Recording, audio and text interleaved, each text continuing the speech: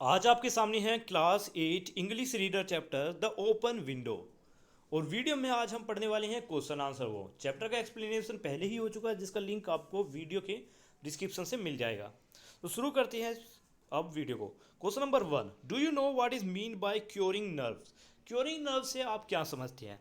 तो आंसर है इसमें, Frampton Nuttall was suffering from a nervous disorder which made him vulnerable and worried. Nuttall's doctor advised Nuttall to move to the countryside to calm or cure his nervous anxiety. मतलब क्या है कि Frampton एक बीमारी से ग्रस्त थे जिस जो है नर्वस डिसऑर्डर कहा जाता है, जिसकी वजह से वो अब बहुत ज़्यादा चिंतित और असुरक्षित हो जाते थे, मतलब उन्हें घबराहट होती थी। And worried Nuttall doctor advice, मतलब नटल के जो डॉक्टर थे उन्होंने उन्हें सलाह दी थी कि अगर इस बीमारी को, ये जो तुम्हारे नर्व डिसऑर्डर है, इस बीमारी को अगर सही करना है तो तुम्हें कंट्री साइड यानी विलेज एरिया में जाना होगा, जहाँ पर आपकी ये बीमारी, जहाँ की शांति से आपकी जो बीमारी है ये ठीक हो सकती है। तो क्योरिंग नर्व का मतलब यही है कि इस बीमारी का इलाज, और वो कैसे था? कंट्री साइड विलेजेस में एक शांत जगह जाकर। Second question, can you guess what the tragedy might have been? क्या आप ये बता सकते हैं कि क्या ट्रेजिडी हुई होगी? आंसर है, Vera told Frampton about a family mishap 3 year ago, कि वीरा ने फ्रैम्पटन नटल को उस ट्रेजिडी के बारे में बताया कि जो 3 साल पहले घटी थी।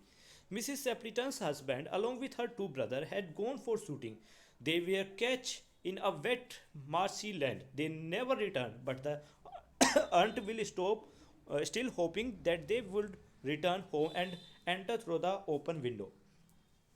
तो वीरा द्वारा बताई गई फ्रैम्पटन नटल को ट्रेजिडी के बारे में ये है कि 3 साल पहले मिसिस एप्लीटन के हस्बैंड और उनके 2 भाई शूटिंग के लिए गए थे, और वो एक दलदली जगह पर फंस गए और वापस कभी घर नहीं लौटे।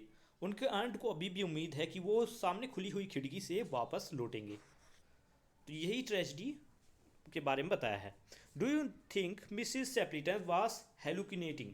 हेलुकिनेटिंग का मतलब है कि भ्रम करना। क्या सच में मिसिस सेप्लिटन को भ्रम हुआ था? क्या आप क्या लगता है? तो आंसर है हमारी तरफ से no, Mrs Sappleton was not actually hallucinating, कि मिसिस सेप्लिटन को बिल्कुल भी भ्रम नहीं हुआ था। She was watching the open window because it was a time for her brothers and husband to come home, क्योंकि ये वह समय था जब उसके भाई और उसके जो हस्बैंड हैं उनके आने का समय हो चुका था, इसलिए वो खिड़की की तरफ देख रही थी। लेकिन स्टोरी में ये बताया गया है कि जो वीरा है उसने एक कहानी बुनी थी जिसमें उसने बताया कि उसकी जो आंट है उसको भ्रम हो रहा है कि उनके पति मरने के बाद भी वापस लौटेंगे, पर एक्चुअली में यहाँ पर हमारा आंसर है नहीं, कि मिसिस सेप्लिटन को भ्रम नहीं हुआ था, वो सच में अपने पति और अपने भाई का आने का इंतजार कर रही थी। नेक्स्ट है, why do you think Vera choose to tell lies to Frampton? Vera ने फ्रैम्पटन को झूठी कहानियां क्यों बताई? आपको क्या लगता है? Vera choose to tell lies to Frampton because she aim to doing prank and entertain herself with the help of her tales. She enjoyed by noticing perhaps vulnerability and then convince them to some lies. Romance at short story was her specialty. कि मतलब ये कहा गया है, वीरा ने Frampton Nuttall को एक कहानी इसलिए सुनाई झूठी क्योंकि उसे मजाक करना और अपने आप को इंटरटेन करना बहुत ज़्यादा पसंद था, झूठी कहानियाँ बताकर, मतलब ऐसी कहानियाँ बनाकर।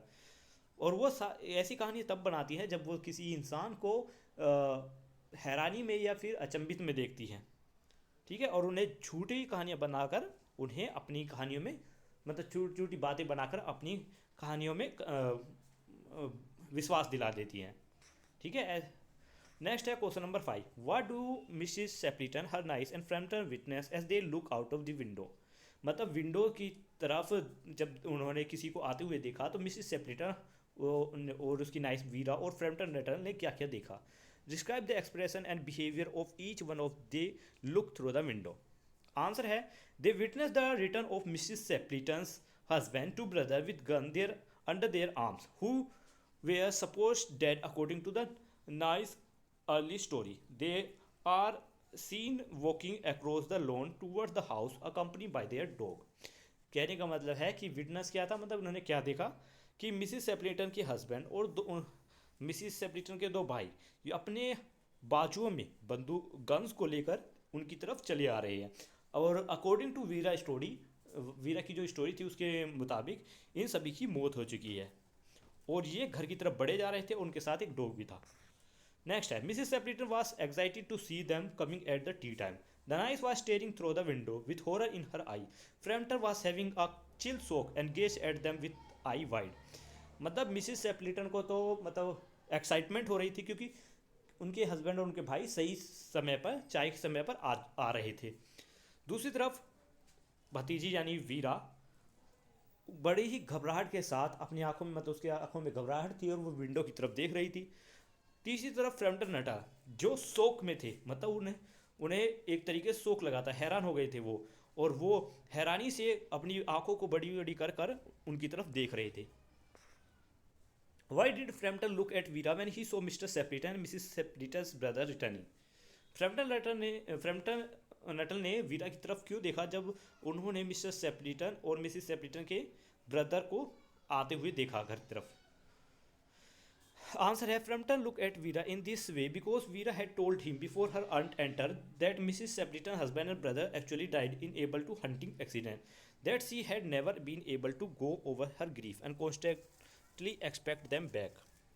मतलब कि फ्रैम्पटन वीरा की तरफ इसलिए देख रहे थे क्योंकि वीरा ने कुछ समय पहले ही उनके आंट के आने से पहले कुछ समय पहले ही एक कहानी बताई थी जिसके मुताबिक सेप्लिटन मिसिस सेप्लिटन के हस्बैंड और उनके ब्रदर की मौत हो चुकी थी एक शिकार के दौरान, मतलब शिकार करते वक्त, और वो कभी भी वापस नहीं लौटे थे। और जो मिसिस सेप्लिटन है वो हमेशा दुख में रहती है और उम्मीद रहती है उन्हें कि वो उनके जो हस्बैंड और भाई है वो वापस आएंगे।